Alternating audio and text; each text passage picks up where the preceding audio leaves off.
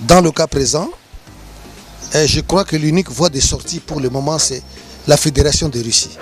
Il faut parler avec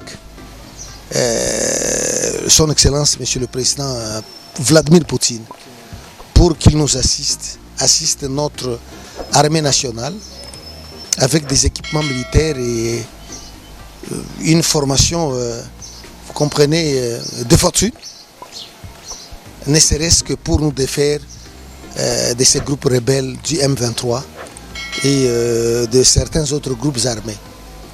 Cela est très capital. Donc je profite de cette occasion pour faire un appel à tous les compatriotes congolais de tous bords,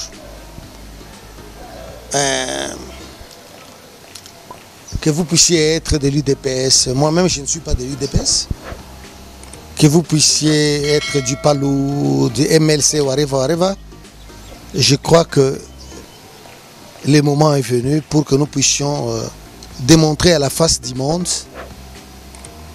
que le Congo est unique et indivisible. À vous, les autres Congolais de la diaspora et de partout, de prendre une initiative de cette sorte. Allez dans les différentes ambassades de la Fédération de Russie. Allez prolonger cet écho-là, cet appel. Allez prolonger cet écho, cet appel pour dire le Congo souffre d'une injustice incommensurable.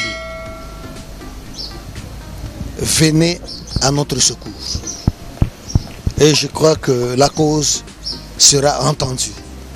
Donc, c'est comme ça.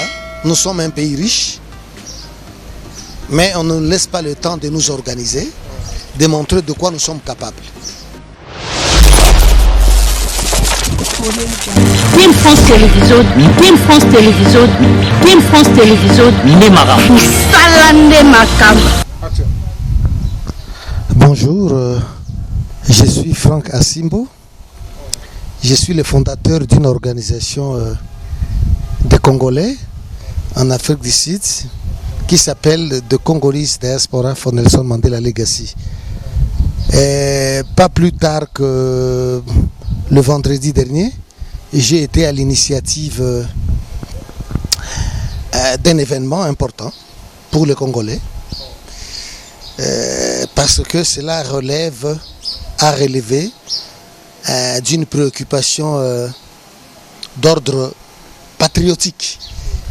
Nous avons décidé de mobiliser les Congolais d'Afrique du Sud, de Johannesburg, pour que nous puissions aller parler avec l'ambassadeur de la Fédération de Russie en Afrique du Sud, à Pretoria, comme quoi nous ne sommes pas contents, nous en tant que Congolais, de l'injustice flagrante que nous subissons, nous en tant que peuple congolais, de la part de la communauté internationale. Ce n'est pas un secret, c'est depuis plus de 20 ans déjà que notre pays est victime d'une injustice internationale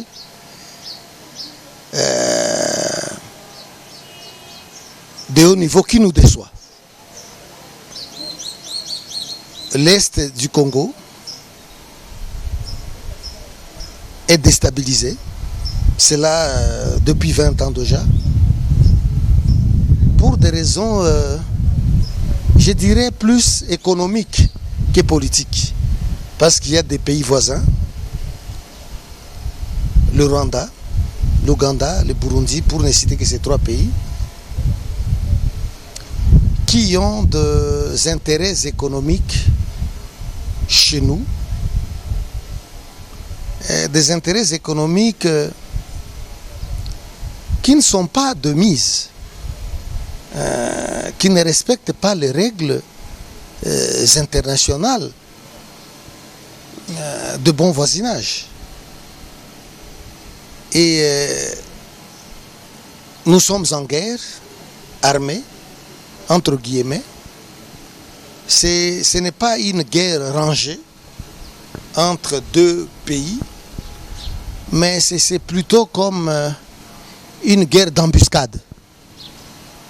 Il y a des troupes rebelles qui viennent, qui vous embusquent, et ayant déjà ciblé des endroits où ils peuvent tirer le maximum de bénéfices possibles, le coltan, les diamants, les ceci, le cela.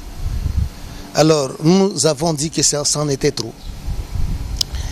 Et la guerre armée, le conflit armé entre la Russie et l'Ukraine nous a inspiré beaucoup de choses.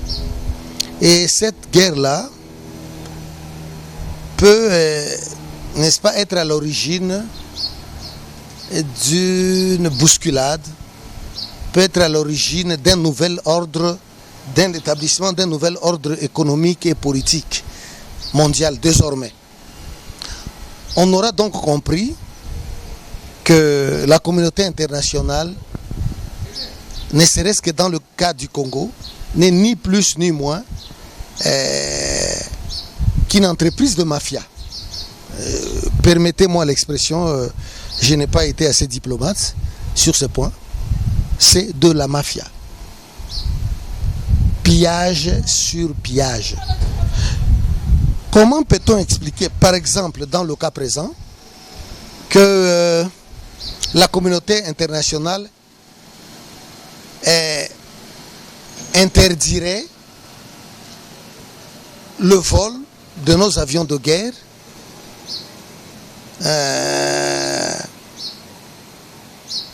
n'est-ce pas, pour bombarder les positions des rebelles du M23.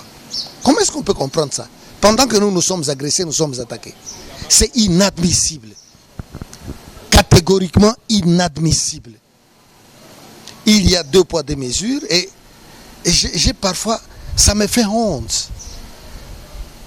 Mais au niveau du Conseil de sécurité, il y a des gens suffisamment intelligents, il y a des savants. Mais qui se font passer pour des gens qui ne comprennent pas des enjeux. C'est difficile à comprendre. Pour dire que l'heure est venue, est arrivée, où tous les Congolais doivent se mettre debout et se mobiliser, dans le cas présent, derrière le gouvernement congolais, pour lui prêter main forte.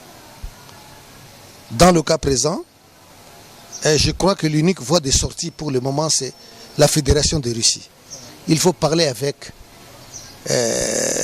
son Excellence, Monsieur le Président Vladimir Poutine, pour qu'il nous assiste notre armée nationale avec des équipements militaires et une formation, vous comprenez, de fortune, ne serait-ce que pour nous défaire de ces groupes rebelles du M23 et de certains autres groupes armés. Cela est très capital.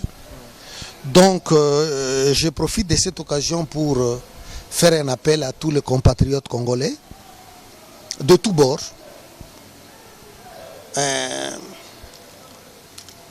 que vous puissiez être de l'UDPS. Moi-même, je ne suis pas de l'UDPS. Que vous puissiez être du PALU, du MLC, whatever. Je crois que le moment est venu pour que nous puissions démontrer à la face du monde que le Congo est unique et indivisible. Restera un et indivisible. Ce qui nous rapproche, nous les Congolais, est plus fort et plus puissant que tout ce qui pourrait nous diviser. Donc, je crois que je ne me trompe pas de beaucoup en disant que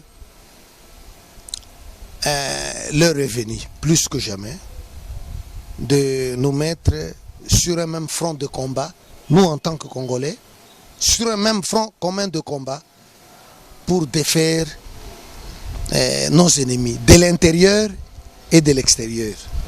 Soyons vigilants, restons unis, cohérents. Let be sober. Nous devons être, n'est-ce pas, être attentifs à ce qui se passe autour de nous. Donc ce n'est pas le moment, n'est-ce pas, d'évoquer ou même invoquer des arguments du type écoutez, moi je ne suis pas de tel parti politique, je suis plutôt de tel autre parti politique. Ce serait une erreur monumentale. Nous avons, je le répète, cette occasion, cette opportunité pour, n'est-ce pas, montrer à la face du monde que ce qui nous unit entre nous les Congolais, c'est l'amour, c'est la patrie, plus qu'autre chose. Pour faire un message par rapport à tous ceux qui sont en train de nous suivre, par rapport à ce que vous avez fait le vendredi passé à l'ambassade de la région. Oui, nous sommes allés déposer un mémorandum à l'ambassade de la Fédération de Russie ici en Afrique du Sud. Et d'ailleurs, on nous a très bien reçus et les échos de notre message résonnent. Non seulement ici en Afrique du Sud, mais ça résonne à travers le monde entier. Donc, il vous incombe, à vous, les autres Congolais de la diaspora et de partout, de prendre une initiative de cette sorte. Allez dans les différentes ambassades de la Fédération de Russie. Allez prolonger cet écho-là, cet appel.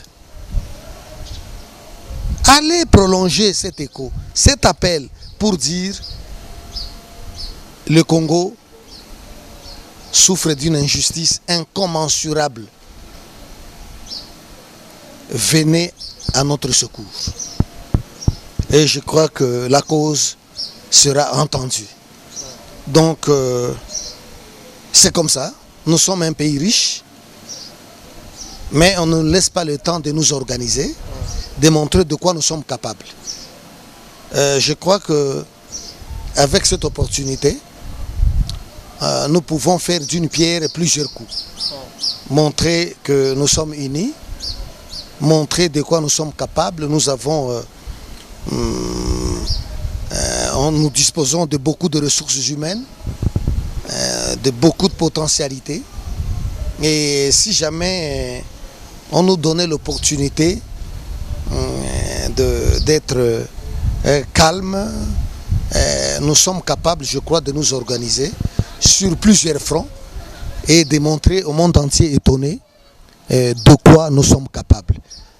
Seuls les Congolais, avec les ressources que nous regorgeons, nous pouvons nous mobiliser dans le travail, dans le développement, et nous allons entraîner ces développements-là, non seulement du Congo, mais nous allons développer, nous allons démontrer et, n'est-ce pas, provoquer un développement au niveau de la sous-région, au niveau de l'Afrique et au niveau du monde entier. Ça, c'est vrai. Nous avons besoin de la paix. Nous avons besoin, n'est-ce pas, de la paix, une paix durable. Pas seulement une paix militariste, mais une paix durable. Je crois que nos voisins nous en veulent, justement à cause de nos richesses.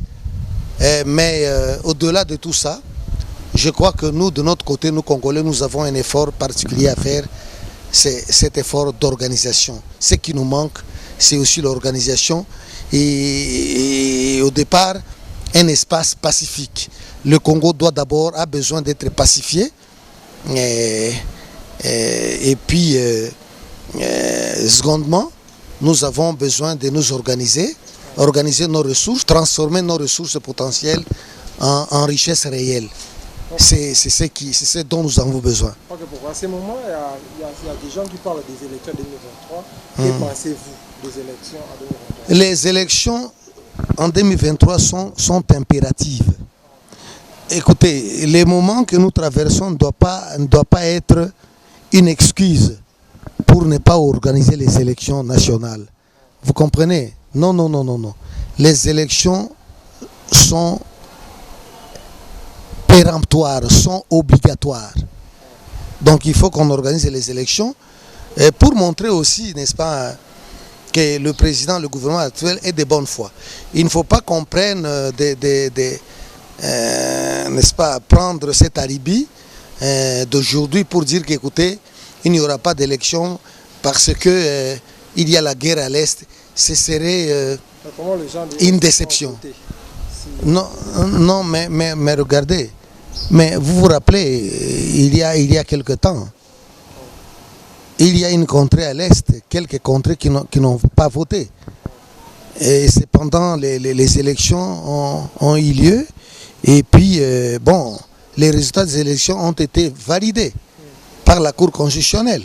Donc, c'est le pire des cas que de nous imaginer que la guerre va continuer jusqu'à détruire la capacité d'organiser les élections en 2023. Ça, ce serait le pire des cas. On ne le souhaite pas, mais je crois que nous avons, si nous y mettons de la bonne foi, de la bonne volonté, nous serons vainqueurs, certainement. Donc, c'est à nous de montrer que nous sommes de bonne foi. Et nous allons donner l'opportunité à tous les citoyens congolais, hommes et femmes, d'aller aux élections, d'aller aux urnes, pour se choisir de nouveaux leaders ou des leaders, n'est-ce pas, qui ont le profil de nous diriger, un bon profil de nous diriger. Vous comprenez? On n'est pas ici pour parler de tel ou tel autre candidat. Ce serait bousiller tout le travail de réconciliation nationale que nous avons dû commencer il y a quelque temps, ne serait-ce que pour parler de ce contexte ici, de l'agression ouverte du M23. Donc, j'encourage que le gouvernement actuel puisse mettre le paquet et la communauté internationale pour que les élections libres et transparentes soient organisées. Et j'en profite d'ailleurs de l'occasion pour vous dire que moi-même, j'ai une organisation qui observe les élections ici en Afrique du Sud. Donc, on aurait aussi souhaité être au Congo pour l'observation des élections libres, transparentes et démocratiques chez nous au Congo. Donc, c'est un vœu que je formule pour le moment. Merci beaucoup. Un mot par rapport à les gens qui vivent à l'Est. Non, pour nos frères et sœurs qui vivent à l'Est, je comprends le traumatisme dans lequel ils vivent, mais il y a de l'espoir. Je crois que nous allons faire feu de tout bois pour influencer les grandes décisions, pour influencer la Fédération de Russie, pour nous venir en aide.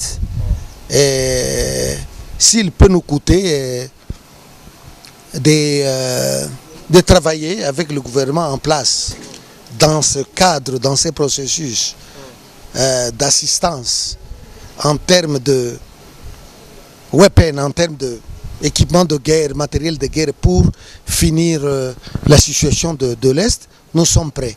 Au nom du patriotisme, au nom du nationalisme congolais. Donc, courage, les jours reviennent. La paix durable est à l'horizon. Prenez courage, nous sommes de cœur avec vous. Et comme je l'ai dit, les jours reviennent. Merci. Merci beaucoup. Merci. Team France Télévisions.